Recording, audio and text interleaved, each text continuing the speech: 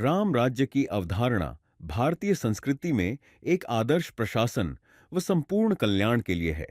यह एक ऐसे समाज का निर्माण करना है जहां सत्य, धर्म, न्याय और समाज की भलाई सर्वोपरि हो। राम राज्य वह आदर्श है जहां हर व्यक्ति को अपने अधिकारों का सम्मान मिलता है, हर वर्ग के बीच समानता है और हर मानवता का ध्यान रखा जाता है। महर्षि महेश योगी जी का मानना है कि इस आदर्श को सिर्फ राजनीति में नहीं, बल्कि हर व्यक्ति के जीवन में स्थापित किया जा सकता है। महर्षि महेश योगी जी ने कहा कि राम राज्य की स्थापना तभी संभव है जब समाज में आत्म जागरूकता हो। वे मानते हैं कि राम राज्य केवल एक भौतिक या राजनीतिक व्यवस्था नहीं है, बल्कि यह एक आध्यात्मिक और मानसिक स्थिति है जो हर व्यक्ति के भीतर होनी चाहिए। जब हम भावातीत ध्यान वे योग के द्वारा अपने अंदर की गहरी शांति और आत्म जागरूकता का अनुभव करते हैं, तब हम स्वाभाविक रूप से समाज के भले के लिए सही कार्य करते हैं। इसका अर्थ यह है कि यदि हम चाहते हैं कि समाज में शांति और समृद्धि हो, तो पहले हमें अपने भीतर शांति और संतुलन लाने की आवश्यकता है। महर्षि जी का यह विश्वास है कि राम राज्य के सिद्धांत को हर व्यक्ति के जीवन में लागू किया जा सकता है।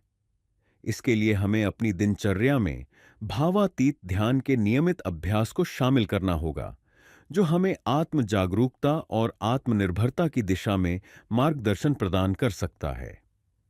महर्षि जी ने इस आध्यात्मिक साधना को हमारे जीवन में उतारने का महत्व बताया, ताकि हम अपने आंतरिक सत्य और धर्म को पहचान सकें।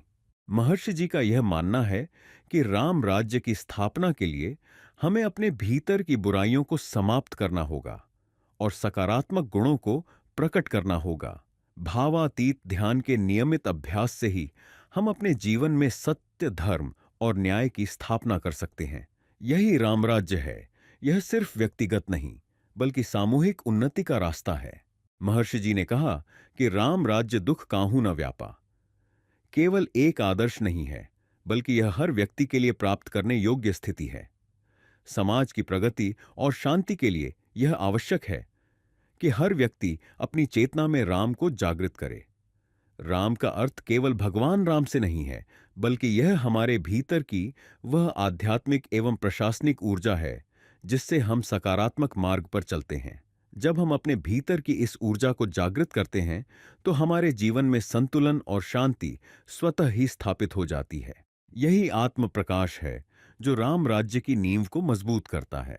महर्षि जी के राम राज्य के विचार आज भी लाखों लोगों के जीवन में प्रभाव डाल रहे हैं।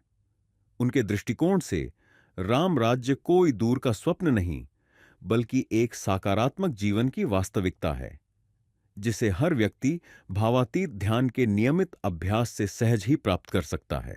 यह आदर्श हर व्यक्ति के जीवन में लागू किया जा सकता है जब हम अपने भीतर की आध्यात्मिकता को पहचानें और उसे अपने जीवन में उतारें।